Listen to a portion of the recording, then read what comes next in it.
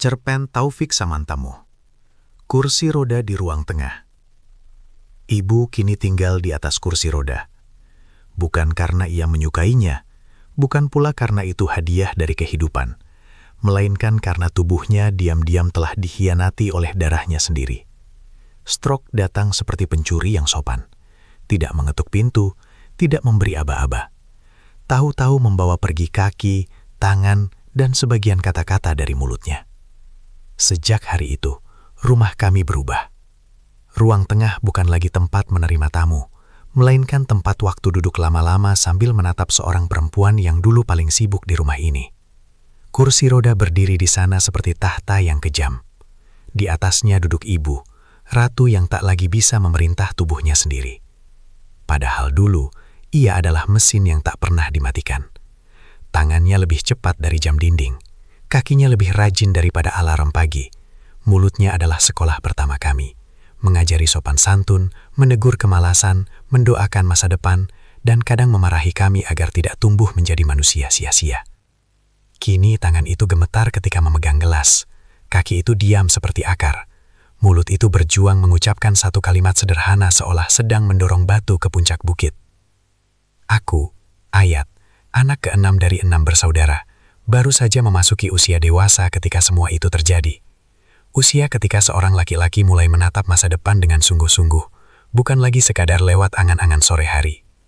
Aku mulai mengenal cita-cita, mulai mengerti bahwa hidup tidak cukup dijalani dengan niat baik dan tidur siang. Namun bersamaan dengan itu, aku juga baru mengenal satu kata yang selama ini hanya kubaca di buku motivasi. Kesulitan. Kesulitan itu tidak datang sebagai monster besar. Ia datang dalam bentuk tagihan rumah sakit, obat yang harus dibeli, kebutuhan sehari-hari, dan pertanyaan-pertanyaan yang tak bisa kujawab sendiri. Aku ingin bercerita kepada ibu. Aku ingin duduk di sampingnya lalu berkata, "Bu, aku takut gagal. Bu, aku bingung memilih jalan. Bu, kenapa dunia terasa lebih berat daripada yang dulu aku bayangkan?" Aku ingin mendengar nasihatnya seperti dulu. Nasihat yang keluar sambil mengiris bawang, sambil menyapu lantai, sambil melipat pakaian. Nasihat sederhana yang entah bagaimana selalu lebih tajam daripada seminar motivasi manapun. Tetapi sekarang, untuk mengucapkan namaku saja ibu perlu waktu. Bibirnya bergerak perlahan. Kata-kata yang keluar patah-patah, seperti ranting kering dipijak. Dan aku belajar satu kenyataan pahit. Kadang kita baru ingin mendengar petuah ketika suara yang biasa memberi petuah itu mulai menjauh. Aku 6 bersaudara. Saudara-saudaraku lebih dulu dewasa dalam ukuran yang diakui masyarakat. Pekerjaan tetap, gaji bulanan, kemampuan membeli ini itu, dan sesekali membahagiakan ibu dengan cara-cara yang terlihat. Mereka bisa membawanya berobat, membelikan kebutuhan, memesankan makanan kesukaannya, atau mengajak berjalan-jalan ketika tubuh ibu masih sedikit bersahabat. Sedangkan aku merasa menjadi penonton dalam keluarga sendiri. Seorang anak yang datang dengan niat besar, tetapi kantong kecil. Aku belum pernah memberi ibu gajiku. Belum pernah mentraktirnya makan di restoran dengan bangga sambil berkata, "Hari ini Ayat yang bayar." Belum pernah mengajaknya berekreasi, lalu mengatur semuanya seperti anak sukses di iklan televisi. Aku belum sempat menjadi alasan ia tersenyum karena keberhasilanku. Perasaan itu menempel lama seperti debu di jendela. Tipis, tetapi mengaburkan pandangan. Namanya mungkin penyesalan. Atau mungkin belum. Sebab, bagaimana mungkin menyesal atas sesuatu yang bahkan belum sempat dilakukan? Yang bisa kulakukan hanya hal-hal yang tak pernah difoto dan tak pernah dipamerkan.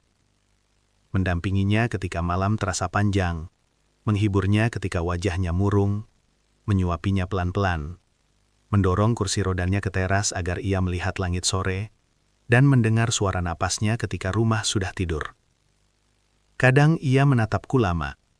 Aku tak tahu apakah di matanya ada kecewa, bangga, atau sekedar lelah. Tetapi aku selalu merasa ia sedang mengatakan sesuatu yang tak sanggup keluar dari mulutnya. Bahwa hidup tak selalu dinilai dari siapa paling cepat berhasil. Hari-hari berlalu dengan ritme yang pelan. Sangat pelan. Seperti ibu mengeja kata, seperti aku mengeja arti menjadi anak. Lalu suatu hari, rumah kami menjadi lebih sunyi dari biasanya. Sunyi yang berbeda. Sunyi yang tidak bisa diperbaiki dengan menyalakan televisi. Ibu pergi. Untuk pertama kalinya kursi roda itu kosong. Ia berdiri di sudut ruangan seperti saksi yang tak mampu bicara. Aku mendampingi ibu dalam perjalanan terakhirnya. Mengantar tubuh yang dulu menggendongku, tangan yang dulu menuntunku menulis, dan mata yang dulu selalu terjaga menungguku pulang malam. Tanah menelan semuanya dengan tenang. Orang-orang berkata, "Yang sabar." Seolah sabar adalah payung yang cukup besar untuk menahan hujan kehilangan. Setelah pemakaman usai, dan pelayat pulang, aku duduk sendirian di ruang tengah. Kursi roda itu masih ada. Cahaya sore jatuh di sandarannya. Aku menatap benda itu lama sekali. Aku sadar. Aku memang belum pernah membahagiakan ibu dengan uang. Belum pernah mengajaknya makan mewah. Belum pernah memberinya liburan seperti anak-anak lain yang mapan. Tetapi mungkin cinta tidak selalu datang dalam bentuk tagihan yang dibayar lunas. Mungkin cinta juga hadir dalam segelas air yang disodorkan dengan tangan gemetar. Dalam tawa kecil yang dipaksa muncul agar seorang ibu tidak merasa menjadi beban. Dalam langkah-langkah kecil mendorong kursi roda ke teras rumah. Dalam kesediaan tinggal ketika yang lain sibuk berlari. Dan mungkin, di antara kami 6 bersaudara, aku memang belum sempat menyenangkan ibu dengan kemewahan. Tetapi aku sempat menemaninya ketika dunia menjauh. Kadang, itu lebih mahal daripada restoran manapun. Tamat.